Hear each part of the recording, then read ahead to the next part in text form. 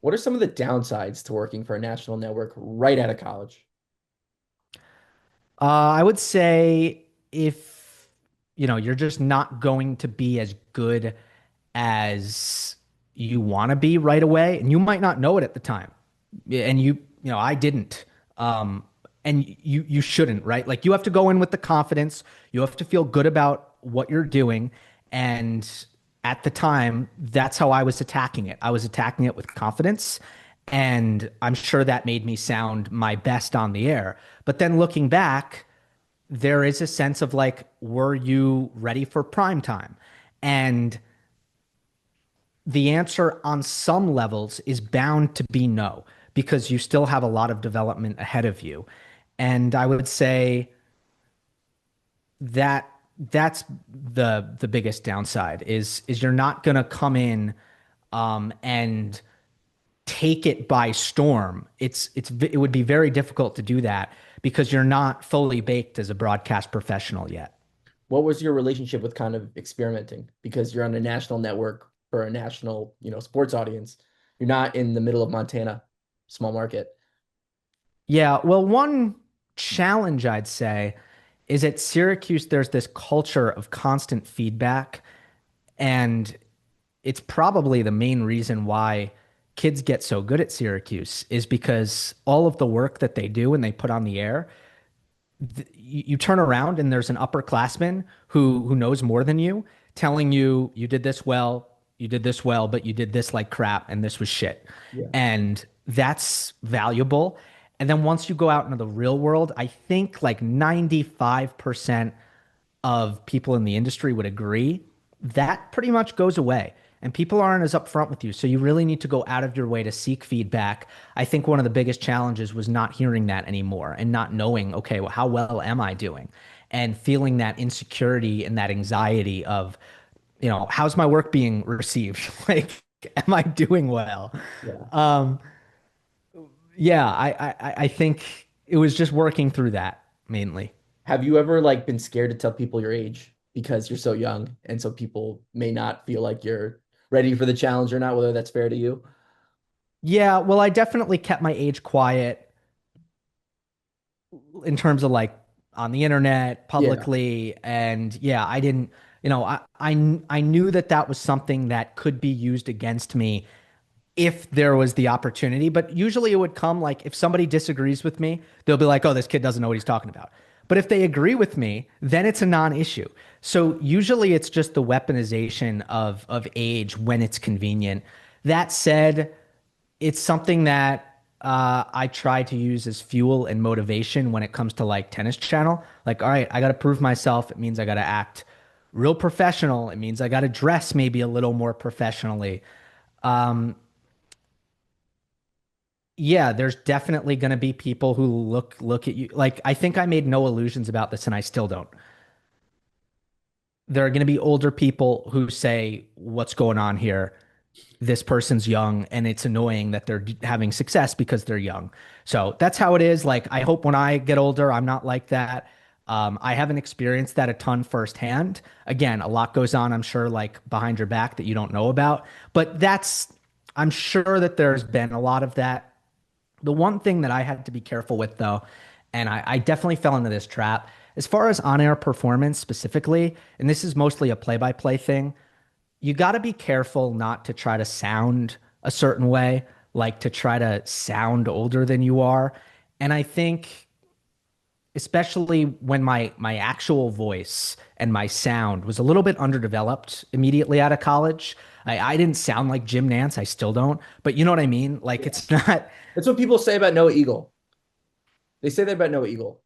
what do they say? They say like, like he's so good because he doesn't try to have an older voice. He has his voice. And he doesn't try to sound like his dad, even if they sound eerily similar. Like I that's actually think Noah I love both of them to death. I think Noah already has a deeper voice than his dad. I think really. Noah actually, yeah, I think Noah has more bass in his voice than his dad right now. But Ian is a role model for how to use the voice Yeah. because Ian doesn't have this like Dan Schulman, uh, who are some others like Dave O'Brien, even like Dave Pash. Like he doesn't have this super bassy voice that I will Kevin say. Harlan. Kevin Harlan's got a bassy voice. Yeah, Harlan's got a unique sound. What about like Joe Tessitore, Yeah. right? It's just booming. It's Yeah. got a ton of like volume to it. Ian doesn't have that, but what does he have in his voice? It's like he communicates energy, enthusiasm, excitement, inflection. So to bring it back around to me, there was a period in time where I think that I was just trying to live on too low a register because I was like trying to sound a little older than I was. That did not sound good on the air because you lose a sense of energy and inflection and color in your voice.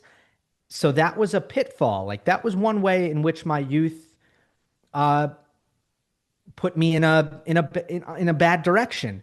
But how did I get out of that? I got some feedback. I got some feedback of somebody saying, "Hey, you sound a little flat. Like you sound a little low, one note." And it was, okay. I know why I sound one note. It's because I'm trying to overcompensate and I'm trying to do this. So I got to make the adjustment, and that's what it's all about.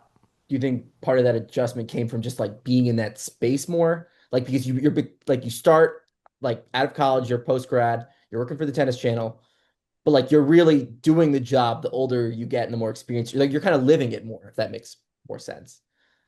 Yeah, you just get more comfortable.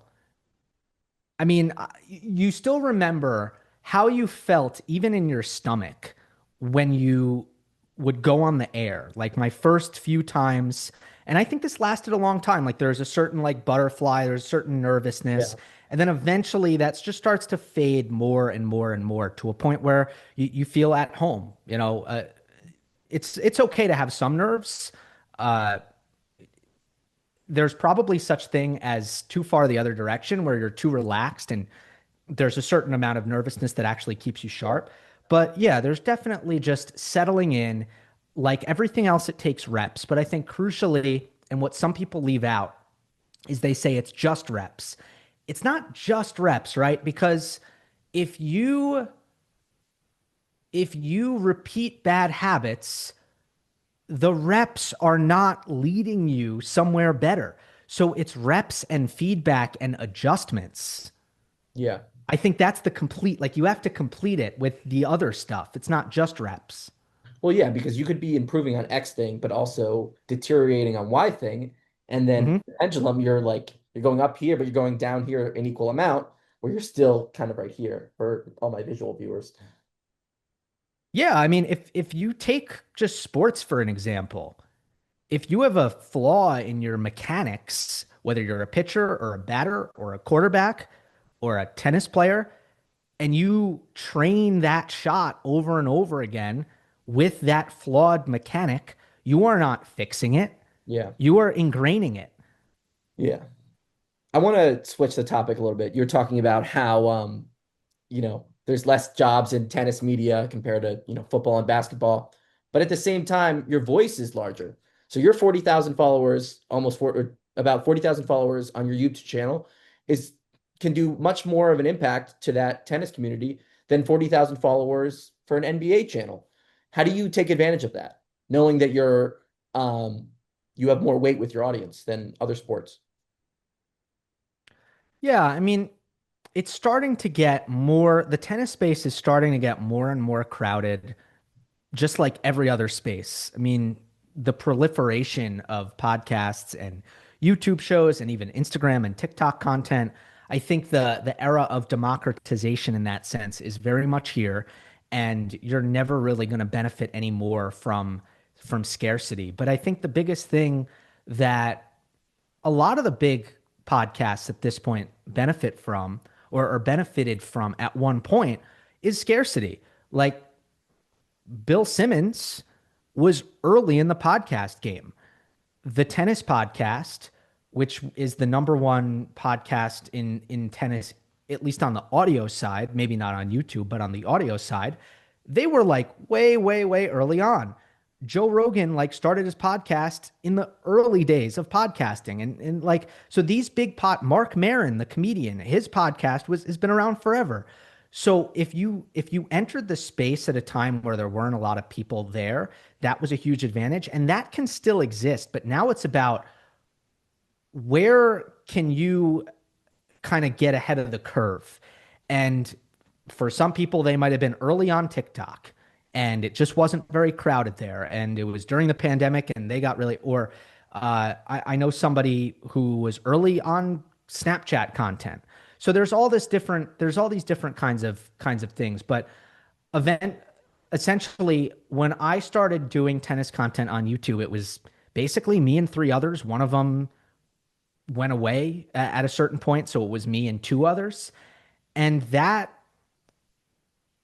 at a time where I was still developing, and there was, I'm not going to say like I'm going to I'll give myself some credit. The foundation of good content was certainly there, but it wasn't a polished version of it. But at that time, the fact that there were not that many options in the space, it allowed an audience to find me, and it allowed um, that audience to grow with me.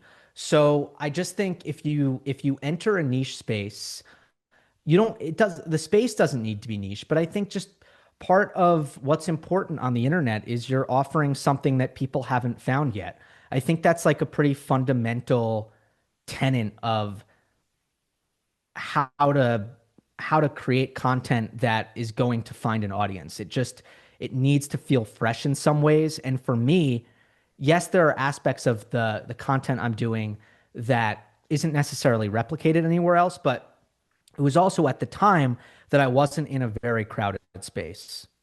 But now you're Gill Gross. And what I mean by that is like someone could look at your track record and be like, okay, this guy's been making tennis content for like almost 10 years now. You have a built up track record.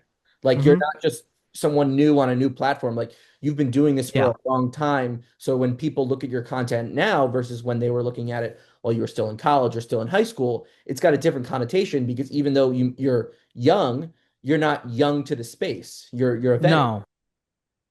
Yeah, I think less and less people look at me as young now because as you kind of mentioned, and Twitter helped with this as well. Like I used to be, this has waned big time, but I used to be pretty dedicated on Twitter. And I think anybody on tennis Twitter would have seen my name popping up on a somewhat regular basis in the late 2010s, early 2020s.